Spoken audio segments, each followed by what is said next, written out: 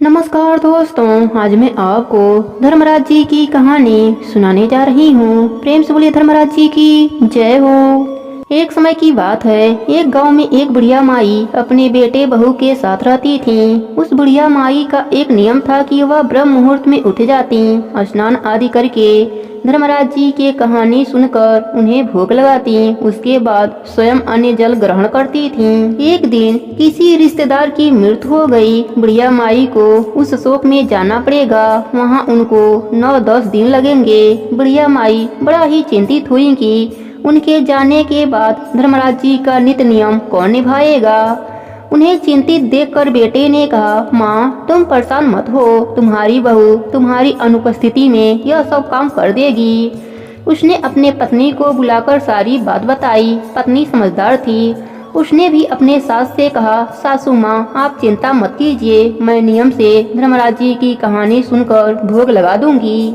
सास निश्चित होकर चली गई। उनके जाने के बाद बहू सुबह सुबह उठी और नहा धोकर धर्मराज जी की कहानी सुनी। फिर उसने उनके भोग के लिए हलवा पूरी बनाया और थाली में परोस दिया और धर्मराज जी से भोग ग्रहण करने की प्रार्थना करने लगी। बहू ने कहा, प्रभु आप भोग लगा लीजिए ताकि मैं भी भोजन करूं। थाली रख कर वह घर का काम निपटाने लगी। बीच बीच में आकर 1-2 बार देख जाती कि धर्मराज जी ने खाना खाया या नहीं, पर थाली वैसे ही पड़ी थी।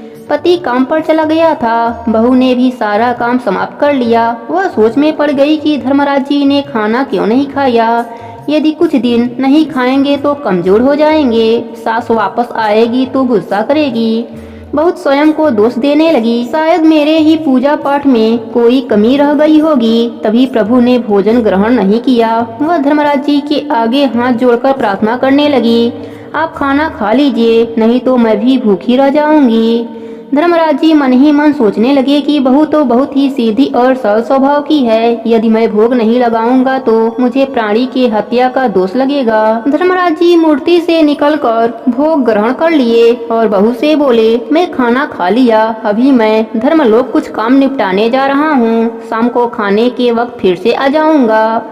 अब रोज यही होने लगा। जब 10 दिन बाद सास वापस आई तो सबसे पहले वह पूजा घर में गई, पर वहाँ धर्मराज जी की मूर्ति गायब थी। सास ने बहू से पूछा, धर्मराज जी की मूर्ति कहाँ है? बहू ने कहा, धर्मराज जी तो धर्मलोक गए हैं, वह शाम को खाने के टाइम आ जाएंगे। सास को बहू की बातों पर भरोसा नहीं हुआ। उसने उसे डांटते हुए कहा, तुमने धर्मराज जी की मूर्ति को कहीं फेंक दिया है और मेरे सामने बहाना बना रही हो।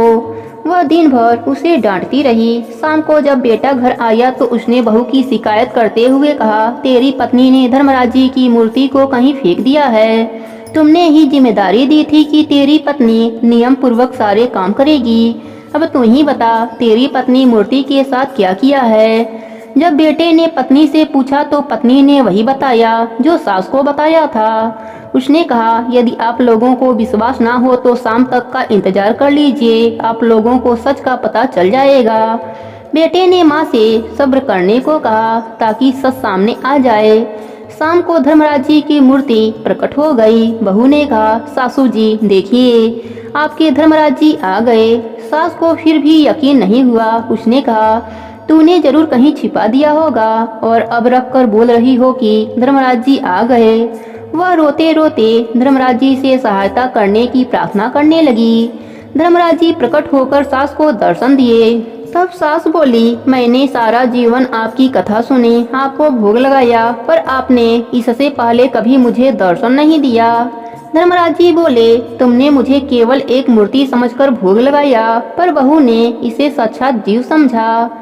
सास की आंखें खुल गई। उसने हाथ जोड़कर क्षमा मांगी। धर्मराज जी ने बहू को अन्य धन दिया और सास को अपने साथ स्वर्गलोक ले गए। वहाँ पर वह सुख से रहने लगी।